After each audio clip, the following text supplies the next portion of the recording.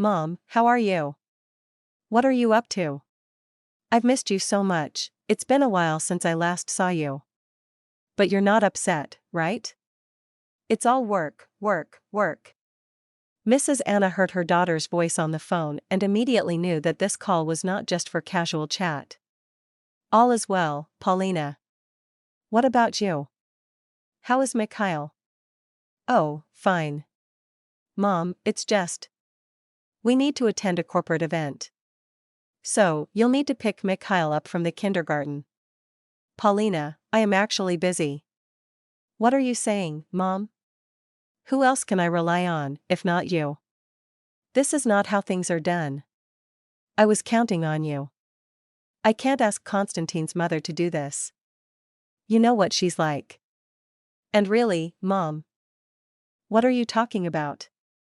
Konstantin and I hardly go out together as it is. And he missed last year's corporate event because Mikhail was sick. Are we supposed to just stay home again? Paulina, how can you say that? I'm always the one staying with Mikhail. When you went to the sea for 5 days and ended up staying for over 2 weeks, when you don't miss a single birthday party of your friends. And who went out to the restaurant on Saturday because he was tired of family troubles? And who went to a concert the Sunday before last? Well, Mom, we're young. We want to have some fun. And I, my dear, want to get my teeth fixed. I have an appointment with the dentist. I have an evening slot. So sorry, but I can't do it today. Mom, how could you? He's your grandson. First of all, he's your son. Fine, I won't go anywhere.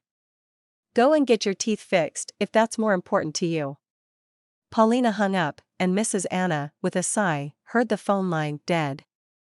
Her mood was completely spoiled. Anna approached the mirror and looked closely at her reflection. A 50-year-old woman looked back at her. Still attractive, but very sad.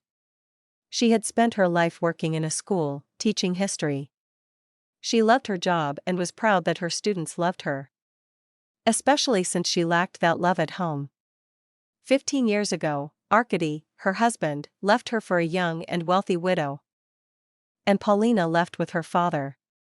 Anna was left alone. Only she knew how many nights she spent in tears, how many mocking glances and words she endured, how she didn't want to return to an empty house and simply live. But Tatiana welcomed her new husband's daughter, and they lived quite normally for several years. Paulina now had many new outfits, expensive cosmetics, various trinkets. Then Tatiana gave birth to Arkady's twins, and Paulina, without a second thought, ran away to her mother. Her father was very upset with his daughter. He expected her to be grateful to Tatiana for everything she had done. But Paulina felt no obligation and did not intend to babysit her brothers. And Anna also did not support her daughter. You, Paulina, have grown up a mere opportunist, only thinking of yourself. Do you know how I suffered when you left me with your father? All right, it's our own fault, but you are my daughter, and you left me in a difficult moment, and now you've abandoned him too. I understand it's hard for them with the little ones, and your help would have been timely, but you. Oh, Mom, stop lecturing me. You found quite the subject for upbringing. I live where I want. You both are my parents, and I can choose where to live. You're wrong, Anna started, but her daughter impatiently interrupted her. Whatever. I don't care. But I do, her mother retorted. Please, go back to your father. It would be fair. You're flitting about like the grasshopper in the fable, looking only for what suits you best. But that's not how it's done. And after all, he's your father, and you should help him. Our grievances are ours, not yours. You have no right to act this way. Oh, so you're driving me away? Fine, okay, I'll leave. But one day you'll regret this. And stop trying to educate me. I'm old enough. Understand? And if you want, I can pack my things right now. And don't try to persuade me to come back. I have character too. Goodbye, Mommy. Paulina really did leave. But she didn't return to her father. Soon Anna learned that her daughter was living with some guy. Anna found her and tried to persuade her to come home. But Paulina just snorted. Too late, Mommy. I'm pregnant by Constantine. And he has proposed to me. It's just that we have nothing to spend on a wedding. So, we'll just register our marriage and that's it. Thank you, parents, for providing for me so well, for setting up my life. Anna said nothing in response and left, realizing she had raised a selfish daughter. How did it happen? Very simple. Due to her profession, Mrs. Anna had to spend a lot of time with other people's children. And returning home, she felt guilty towards her own daughter. Therefore, she allowed her daughter a lot, indulged her whims, and felt sorry for her. And now she was reaping the bitter fruits of such upbringing. For several months, mother and daughter did not communicate. Of course, Mrs. Anna called, sent gifts, and visited Paulina several times. But her daughter did not answer the calls, nor did she open the door for her mother. However, she did not return the gifts either, which meant she liked them. It was only when Anna came to the maternity hospital on the day Paulina was discharged and stood a bit aside, watching her daughter's happiness, that Paulina relented and approached her. Peace was restored between mother and daughter, but the father did not forgive his daughter. However, Paulina did not need him and thus did not suffer much from his absence.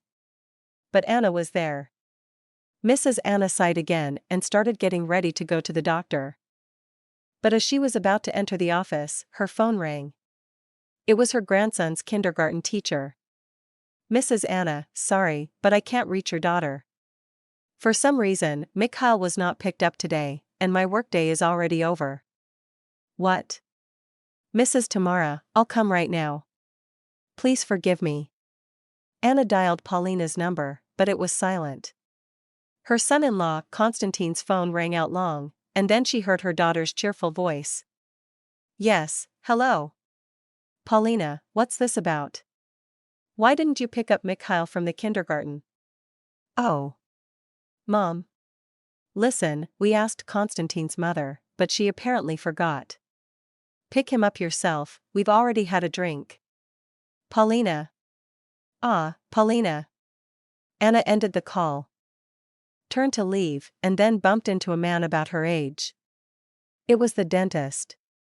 Oh, sorry. No problem, please come in, you're my last appointment today. I'm very sorry, Anna blushed, and reading his name on his badge, added, but I need to leave urgently, my grandson is waiting at the kindergarten. Sorry, Mr. Roman. The disappointed woman walked out to the street and again reached for her phone to call a taxi. But suddenly, a car stopped in front of her, and there was Roman again. Let me give you a lift, Mrs. Anna. My workday is over anyway. Anna blushed for some reason and hesitated a bit but then thanked the man and got into the car. A strange, trembling feeling filled her. She hadn't felt this way in years, and it turned out she was still alive. Roman, sitting next to her, unsettled her with his presence, and Anna felt her cheeks flush again. When he turned and looked at her, Anna realized she hadn't heard his question. What? Sorry, what did you say? I asked if something's bothering you? You seem so thoughtful. Oh, no, Anna caught herself and mentally scolded herself for acting like a schoolgirl on her first date. Eventually, they struck up a conversation, and Anna learned that Roman had been a widower for 7 years. He had a son, but he lived with his family in England, and Roman himself had also lived in England but had returned to his home country. Getting old and sentimental, I was drawn back home, wanted to visit my parents' graves. Thought I'd stay and leave, and here I am, still here. Have you always lived here? Yes, I've worked as a history teacher all my life. My husband left, but there's a daughter, and now my grandson, Mikhail. Thank you, Roman, for the ride. It's nothing. Pick up Mikhail, and I'll drive you home. Is that convenient? Why not? Of course. Mikhail liked Roman. The boy was calm and polite, did not bother them on the road or at home when Anna invited the man for a cup of tea. Moreover, the child was very happy to see his grandmother, whom he clearly loved very much. Roman stayed with them for about an hour. Then exchanged phone numbers with Anna, and, after saying goodbye, left. Several days passed. All this time Anna couldn't stop thinking about Roman. He even appeared in her dreams, and she kept scolding herself for not being able to get him out of her thoughts. And then he called her and invited her to a restaurant. Anna was simply happy. She gladly immersed herself in new relationships and spent a wonderful week during which she was almost inseparable from Roman. During the day, she would visit him at his dental office, and in the evening, they would stroll around the city, dine in some cozy restaurant, and then Roman would drive her home. But the fairy tale that had so suddenly begun for Anna ended just as suddenly. Once Roman said he needed to leave for a short while. Some important matters had come up. Anna nodded, feeling her heart sink. He took her hand and promised to return soon.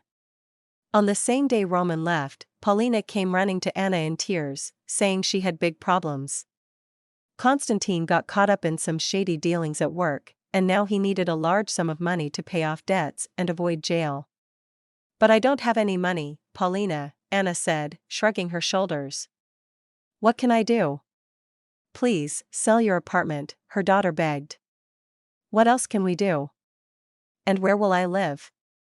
"Well, we'll find a place for you with us, and then we'll buy you a little apartment as soon as we sort everything out." "No, Paulina, no." "Mom!" Paulina cried. "You don't understand, they'll arrest me too as an accomplice." "What am I supposed to do, Mom? Nobody is giving us loans. Our acquaintances turned away. Friends too. Dad doesn't want to hear about me." "My dear daughter, don't cry. All right, let's think of something. I'll sell the apartment, but it takes so long to find a buyer. We have one already, and he can give the money today and finalize the deal tomorrow." "Oh, my God, Paulina. Mommy, my dear, thank you, you saved us, saved us." Paulina exclaimed, kissing and hugging her bewildered mother. Indeed, the next day, some man came and the deal was done. Paulina called her mother and cheerfully chattered. But everything seemed blurry to Anna. "Sweetheart, I'm packing my things here, I need to move them to you." Yes, okay, don't worry, we'll move them." "Thank you again, Mom, I'll call you later." Anna sighed and continued packing. Evening came. The new owner of the house called Anna and said he wanted to move in tomorrow, he had nowhere to live. The woman hurriedly dialed her daughter's number again, but it was unreachable. Constantine's number was silent too. An hour passed, then another, and another. No change. So Anna called a taxi and went to their house. But the door wasn't opened for her. Instead, a neighbor peeked out and, greeting her, said, "Oh, they moved out a week ago." "They moved out?" Anna was perplexed. "Where to?" "I don't know, but Paulina mentioned something about buying a house by the sea." Yes, exactly. She was so happy about living by the sea. "Wait, what about the court?" "What court?" "I don't know anything about a court. All I know is they left." They were so happy. Anna thought for a moment and called Paulina's friend, who worked with her at the firm. "Ekaterina, sorry it's late. Isn't Paulina with you?" "No, Mrs. Anna." "But didn't you know? They both quit a month ago. Said they found a new place." "Ekaterina, did they have any problems? Any discrepancies or something?" "No, everything was fine. No problems at all." "What's going on, Mrs. Anna?" But Anna had already pressed the call end button. Then the phone rang again. And Anna heard her daughter's voice. "Mom, I just got a call saying you were looking for us." "Don't worry, we're fine. We managed to avoid the court." "Paulina, where are you?" Anna asked evenly. "At home?" "Of course, where else?" "Open the door, I'm at your doorstep." "Mom, you understand, right?" "Well, how can I put it? We got a project, and we want to pursue it. I'm sorry I did this, but otherwise, you wouldn't have agreed to sell the apartment. And we needed the money. Everything there belongs to me. My life. Do you understand that? Get a grip, Mom. Thanks to Constantine, we'll become millionaires. Come now. Paulina. Do you hear me? I'm already at the seaside, Mom, and I'm not coming back. Don't dream. You're to blame yourself. You should have listened to us. Then we wouldn't have hidden anything. And now live as you know how. In that case, I don't want to know you anymore. Oh, my God. Anna dropped the phone, which shattered into pieces. She sat right on the dirty steps, and clutching the handrail of the staircase with her hands, she cried bitterly, realizing she had lost everything. Slowly, the woman got up and, staggering, went out into the street. Nowhere to go. Nobody was waiting for her. And she no longer had a home. 10 years had passed. One day, at the train station of the town where Anna used to live, a woman got off the arriving train. She wasn't old yet, but she looked worn out and neglected. It was Paulina. After moving to the seaside with Constantine, they bought a house right on the coast. They rented it out and were quite content with their lives. But then Constantine met another woman and kicked Paulina out of the house, especially since he had put the house in his name when they bought it. Have you lost your mind? If I file for divorce, I'll take everything from you. And the child will stay with me, meaning you'll have to pay child support. Forget it, dear, I've covered myself a long time ago. My new sweetheart is the daughter of the police chief. You want trouble? There will be trouble for you. And also, the son stays with me. You don't think I'll let him go to you? No, he's my heir, got it? Now get out of here. Go away, I said. Paulina grabbed her bag and left the house without even looking at her son, who was playing in the next room. Mikhail stayed with his father. But Paulina wasn't alone for long. She got a job at a cafe on the coast and quickly hit it off with the owner. However, their relationship didn't last long. But then Paulina met a new man. Meetings and partings with new admirers were usually accompanied by strong alcoholic drinks. And soon she didn't need a reason to drink anymore. Such a merry life quickly wore the woman down. And when she found out she was seriously ill, she got scared and rushed to find her mother. Only now did she remember her and realized that all these years she knew nothing about her mother and couldn't imagine where to find her. Just in case, she decided to visit acquaintances, but they knew nothing. For several days, Paulina wandered around the city, slept in a cheap hostel, and tried to find a job. Suddenly, she came across an advertisement stating that a new dental center needed a cleaner. Paulina hurried to the specified address and was very happy to learn that the position hadn't been filled yet. She was standing in the hall when 3 people emerged from the director's office: an elderly man and woman, and a man around 40. They were all smiling, talking about something pleasant. Paulina stared at them in admiration. They were dressed stylishly and expensively. A foreign style was immediately noticeable. The woman's impeccable hairstyle, her natural makeup, and well-groomed hands betrayed her aristocratic background. And her face? Paulina stared and froze. It was Anna, her mother. They had already passed by. When Paulina realized she was about to leave, she shouted, "Mom!" Anna and her companions turned slowly. The woman looked attentively at Paulina and said in a quiet but firm voice, "You're mistaken, I have no daughter." There was no change in her face when she said those words. Only her eyes became deep and dark. Then Anna turned away, took the elderly man by the arm, bid farewell to the young man, and got into the car. And Paulina stood there, watching them go. The voice of the young man who accompanied her mother brought her out of her reverie. "I'm sorry, but we have nothing for you." "Who? Who is she?" "The wife of my father, Mrs. Anna." "That's my mother," Paulina whispered. "Yes, but then I know your story, and I ask you to leave." You left her without a home, without money, without family. Betrayed her, deceived her. My father found her destitute. He accidentally saw her on the street, sweeping yards. She worked as a janitor and lived in an old shed. He couldn't believe his eyes. I want to see her. Ask for forgiveness. I'm already punished. I'm ill. They've left. Dad and Anna have been living in England for many years and won't come back here. They have their own huge house there. There's a villa on the coast. I provided them with everything. And they're happy. And you leave. Everyone gets what they deserve in this life. Sooner or later. Or later. Or later.